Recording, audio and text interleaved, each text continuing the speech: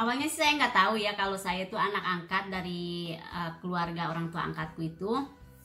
Cuman ya banyak banget omong-omongan dari tetangga, dari saudara ibu angkatku ya kalau aku itu bukan anaknya beliau. Cuman ya aku waktu itu ya masuk bodoh.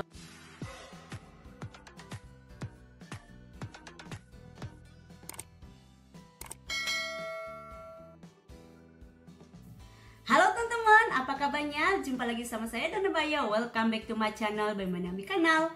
Di vlog kali ini saya mau sedikit bercerita tentang real storyku ya.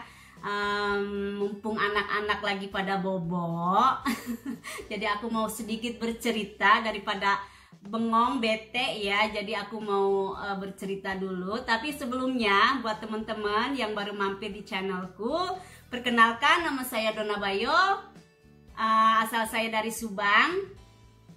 Dan jangan lupa ya di like, komen, dan subscribe, oke? Lanjut ya teman-teman. Jadi ini benar-benar real history, kisah nyata ya tentang aku, asal mula aku, dan selama 35 tahun baru ketemu ibu kandungku ya teman-teman, atau orang tua kandung. Cuman kalau bapak sampai saat ini aku tidak tahu kabarnya dan tidak tahu di mana beliau. Jadi aku cuman baru ketemu dengan ibu kandungku teman-teman ya. Nah jadi real historinya itu aku, tanah kelahiranku itu dari Jawa Tengah, Brebes, dan nama kampungnya itu Dukuh Payung, Brebes. Nah itu tanah kelahiran di mana aku lahir. Dan ceritanya itu ibu kandungku mempunyai 2 anak. Jadi aku anak pertama dan adekku ya teman-teman. Nah di saat itu aku umur 3 tahun dan adekku masih kecil, mungkin masih bayi, kurang paham gitu ya, aku nggak nanya detail gitu. Dan ibuku merantau ke Subang dan membawa anak 2, yaitu aku sama adekku itu merantau ke Subang.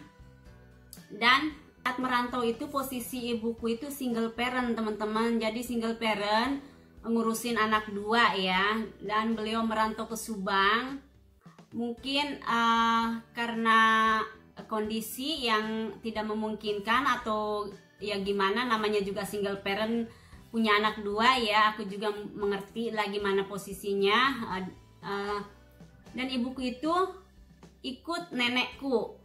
Dia disuruh ikut nenekku, yaitu ibunya dia, transmigrasi ke Papua ya. Jadi zaman dulu itu kan banyak banget orang-orang dari Jawa bertransmigrasi ya ke Kalimantan, ke Papua, atau ke daerah-daerah sana. Soalnya kan dulu tanah-tanah masih pada kosong, jadi dari pemerintah dikasih gratis gitu. Yang penting kan kita menempatin.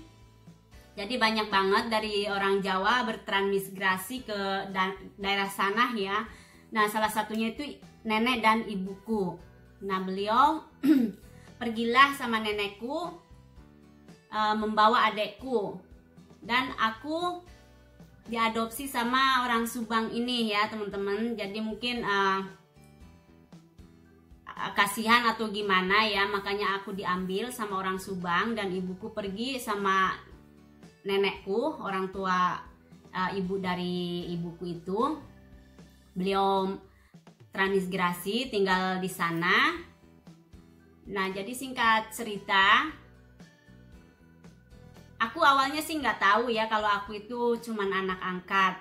Cuman ya dari umur 10 tahun aku baru mengerti kalau aku bukan anak kandungnya dari keluarga orang tua angkatku ini. Soalnya banyak banget saudara dari ibu angkatku itu yang tidak suka aku. Mungkin mikirnya kenapa sih harus ngambil anak dari orang lain ya, sedangkan anak dari saudara-saudaranya dia kan banyak. Awalnya sih saya nggak tahu ya kalau saya itu anak angkat dari keluarga orang tua angkatku itu.